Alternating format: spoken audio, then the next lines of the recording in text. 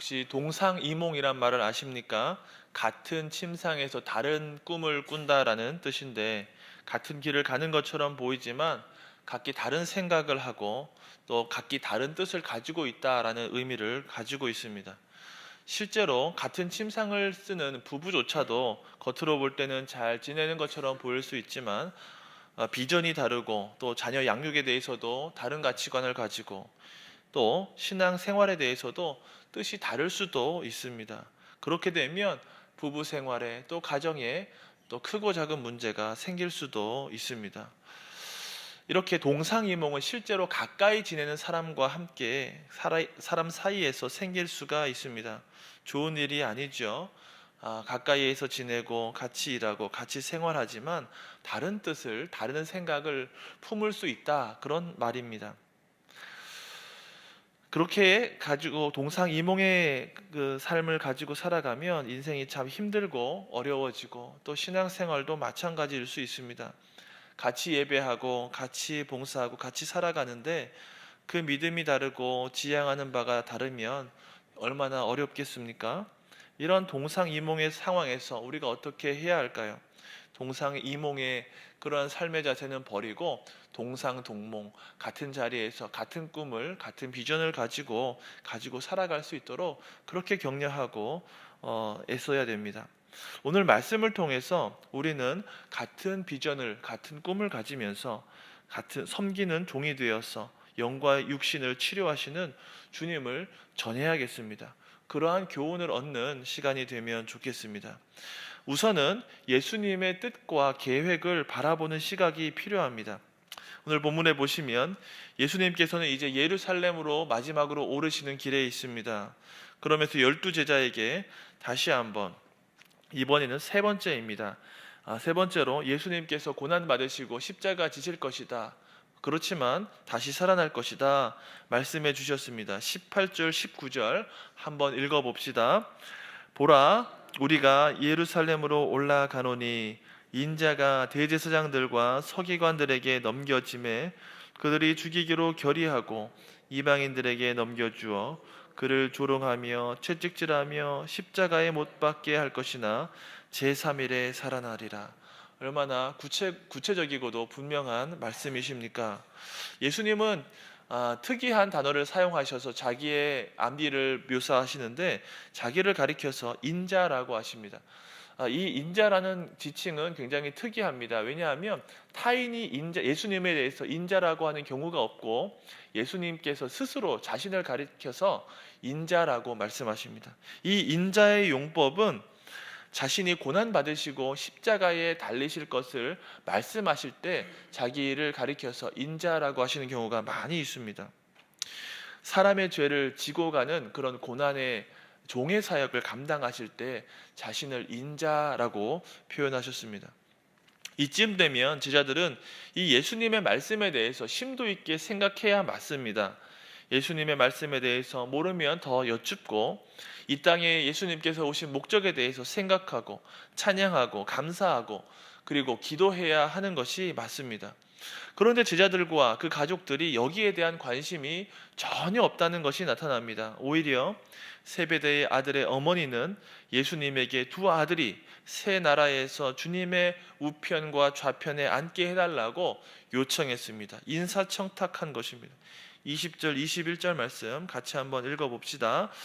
그때에 세베대의 아들의 어머니가 그 아들들을 데리고 예수께 와서 절하며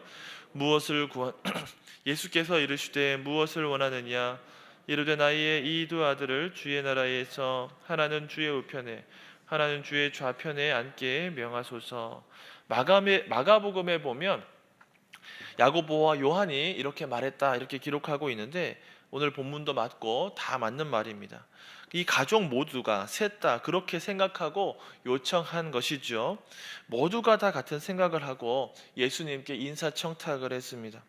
세베대의 아들 야고보, 요한의 어머니 살로메는 예수님 어머니 마리아와 자매지간으로 그렇게 봅니다. 실제적으로도 굉장히 가까운 사이다라는 것이죠. 야고보 요한도 그렇게 보면 육신적으로는 예수님과 사촌지간이 됩니다. 다른 사람이 아니라 더 가까운 사람이니까 예수님 하나님 우편에 앉으실 때, 영광 받으실 때, 새 나라가 올 때 권세를 누리게 해 주십시오. 그렇게 말한 겁니다. 살로메는 나중에 예수님의 십자가 곁에 머물렀고 이후에는 빈 무덤을 목격하기도 한 그런 믿음의 인물입니다. 후에는 믿음의 여인이 되었지만 적어도 오늘 본문에서는 예수님께 이렇게 말하고 있습니다. 지난 본문에서 예수님께서는 이미 12제자가 권세를 가질 것에 대해서도 말씀하신 바가 있습니다. 마태복음 19장 28절에 세상이 새롭게 되어 인자가 자기 영광의 보좌에 앉을 때에 나를 따르는 너희도 12보좌에 앉아 이스라엘 12지파를 심판하리라. 12제자가 앞으로 이런 권세를 누리게 될 것이다 말씀하셨습니다. 그런데 아마도 이 말씀을 염두에 두고 예수님께 물었을 수도 있습니다. 예수님의 가르침을 심하게 오해한 것이죠. 신기하게도 예수님의 고난이나 십자가 지심에 대해서는 여러 번을 들어도 전혀 귀를 기울이지 않았는데 명예나 권세에 대한 말씀은 귀에 쏙쏙 들어갔던 것 같습니다. 예수님의 사역과 뜻을 잘 알지 못하니까 예수님이 받으실 고난과 죽으심, 그 영광의 보좌도 알지 모르고 그저 세속적인 권력만을 추구하고 물었던 것입니다. 그래서 예수님의 사촌이기도 한 이 야고보와 요한을 잘 봐달라고 한 것이죠. 이제 예루살렘을 시작으로 해서 새롭게 열리는 새 시대, 새 나라에서는 이 아들들이 최고위직에 앉을 것을 부탁한 것입니다. 예나 지금이나 인사청탁이 문제입니다. 이렇게 예수님의 뜻과 계획을 모르고 있는 제자들이나 살로메에 대해서 예수님께서 어떻게 말하셨습니까? 22절 말씀입니다. 같이 읽어봅시다. 너희는 너희가 구하는 것을 알지 못하는도다. 내가 마시려는 잔을 너희가 마실 수 있느냐? 이렇게 말씀하셨습니다. 예수님께서는 스스로 답변을 하시기도 했는데 23절에 나와 있습니다. 이 말씀이 의미심장합니다. 한번 23절 말씀 같이 읽어봅시다. 이르시되 너희가 과연 내 잔을 마시려니와 내 좌우편에 앉는 것은 내가 주는 것이 아니라 내 아버지께서 누구를 위하여 예비하셨든지 그들이 얻을 것이니라. 예수님이 말씀하신 각자가 마실 잔은 하나님이 각 사람에 대해서 정해둔 예정을 의미합니다.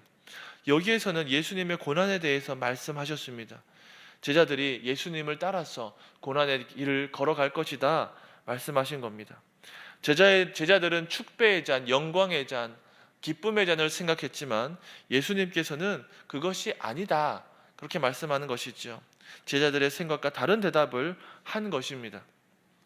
예수님과 제자들은 전혀 다른 의미에서 묻고 그리고 대답하고 있습니다. 그야말로 동상이몽이죠. 이렇게 동상이몽의 사건을 바라보면서 우리가 제자들처럼 나 역시도 다른 꿈을 생각하고 다른 비전을 가지고 살아가고 있지 않은지 확인해 보아야 됩니다. 살로메와 야고보, 요한은 쓸데없는 질문을 했을 뿐만 아니라 예수님 앞에서 옥신각신했습니다. 12제자 모두가 싸우게 되었습니다. 10제자도 같은 수준으로 신앙생활했기 때문이죠. 그래서 가족관계를 이용한 이 야고보와 요한에 대해서 화가 많이 났던 것입니다. 예수님의 뜻과 계획을 잘 알지 못하고 있으니 쓸데없는 질문을 하지요. 뿐만 아니라 이 공동체가 분란을 겪게 되었습니다. 예수님께서는 이러한 제자들에게 대해서 말씀해 주셨습니다. 26절, 27절 두 절 말씀 같이 한번 읽어봅시다.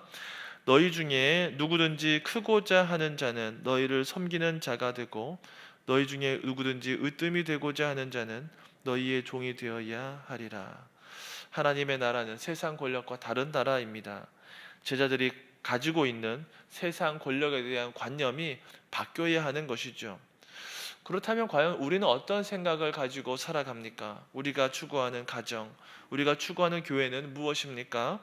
세속 권력이 지향하는 것처럼 돈도 좀 많고 영향력도 좀 있고 그래서 우아하게 포장되어 그럴듯하게 보이는 세력이 아닐까요? 소외된 자들에게 관심이 없고 봉사와 섬김에 대해서 아무런 생각도 하지 못한 채 그런 세속적인 모습을 추구하는 것은 아닐까요? 우리 개인 가정과 교회는 주님의 말씀을 생각해야 됩니다. 주님의 비전을 가지고 하나님의 뜻을 이루는 삶이 되어야 합니다. 섬기는 자가 되어서 하나님 나라를 꾸려가야 된다라는 것입니다. 주님이 가르치셨던 십자가 고난과 죽으심을 바라보면서 우리도 여전히 주님이 가신 길을 묵묵히 걸어가야겠다, 그렇게 다짐하며 매일의 삶을 살아가야 됩니다. 그렇게 제자의 삶을 살아가시기를 바랍니다. 28절 말씀 같이 한번 읽어봅시다. 인자가 온 것은 섬김을 받으려 함이 아니라 도리어 섬기려 하고 자기의 목숨을 많은 사람의 대속물로 주려 함이니라. 우리는 예수님의 뜻과 계획이 무엇인지 분명히 알아야 됩니다. 그래서 우리가 바르게 기도하고 또 바르게 노력할 수가 있습니다. 우리 가족과 교회가 하나님의 뜻과 방법이 무엇인지 잘 알아야 됩니다. 그래서 올바른 믿음을 가지고 또 올바른 방법과 계획을 가지고 살아가야 됩니다. 그때에 분란이 일어나지 않고 바르게 우리 주님께 나아가고 기도하고 일할 수가 있습니다.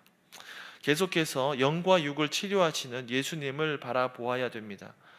29절, 30절 말씀 제가 읽어보겠습니다. 그들이 여리고에서 떠나갈 때에 큰 무리가 예수를 따르더라. 맹인이 두 사람이 길가에 앉았다가 예수께서 지나가신다 함을 듣고 소리 질러 이르되 주여 우리를 불쌍히 여기소서 다윗의 자손이여. 예수님께서는 시각장애인 두 사람이 길가에 앉은 것을 보셨습니다. 그들은 예수님께 다윗의 자손 예수여 우리를 불쌍히 여겨주십시오, 그렇게 외쳤습니다. 우리가 눈뜨기를 원합니다, 이렇게 소리쳤습니다. 마가복음에 보면 두 이 시각장애인 가운데 하나의 이름이 바디메오였습니다. 34절 말씀 같이 읽어봅시다. 예수께서 불쌍히 여기사 그들의 눈을 만지시니 곧 보게 되어 그들이 예수를 따르니라. 예수님께서는 최후의 십자가 고난과 죽으심을 앞두고서 예루살렘에 올라가시면서도 자비와 긍휼의 사역을 멈추지 않으셨습니다. 연약한 이들을 보셨던 것입니다. 그리고 그들의 육신을 치유해 주셨습니다. 우리는 어떻게 복음을 전하고 있습니까? 전도지 돌리고 웃는 얼굴로 인사하는 것 중요하지요. 하지만 그것만 하면 안 됩니다. 주님은 그렇게 천국 사역을 하도록 우리를 부르신 것이 아닙니다. 연약하고 소외된 자들에게도 긍휼의 사역을 잘 감당해야 됩니다. 주님이 십자가 지심을 앞두시고서도 계속해서 이 자비와 긍휼을 보여주셨듯이 개인과 가정, 교회를 통해서 주님의 사랑이 실천되는 가운데 주님의 복음이 전해질 것입니다. 그래서 우리도 역시 주위를 둘러보면서 연약한 이들에게 관심을 가지고 선을 베풀면서 복음을 전해야 합니다. 그럴 때에 많은 사람들이 복음을 듣게 될 것입니다. 세베대와 요한이 가지고 있던 생각을 가지고 주님의 일을 감당하면 안 되겠습니다. 주님이 이 땅에서 보이셨던 모습을 생각하면서 그 모습을 가지고 어려운 이웃을 찾아가서 도우면서 살아갈 때 우리 주님 베푸시는 기적의 역사가 일어나게 될 것입니다. 예수님은 우리의 영과 육을 치료해 주시는 분입니다. 저도 우리 교회 가운데 이러한 기적의 역사가 계속해서 일어났으면 좋겠습니다. 영혼이 치유되고 육신이 치유되고 그렇게 구원의 역사를 경험하는 교회가 되었으면 참 좋겠습니다. 말을 맺습니다. 우리가 메시아 예수님에 대해서 바르게 믿어야 됩니다. 바르게 고백해야 됩니다. 우리 예수님 세속적인 권세를 추구하기 위해서 이 땅에 오신 분이 아닙니다. 그래서 예수님께 기도하기를 우리가 세속적인 권세를 잡게 해주십시오, 그렇게 구해서도 안 됩니다. 우리 예수님은 섬기시고 자기 목숨을 우리에게 주시기 위해서 이 땅에 친히 오신 분입니다. 오늘날 우리는 이런 예수님을 바라보고 닮아가야 됩니다. 세속적 권세와 능력을 추구하는 것이 아니라 마찬가지로 소외된 이들에게 우리의 시선을 두어야 합니다.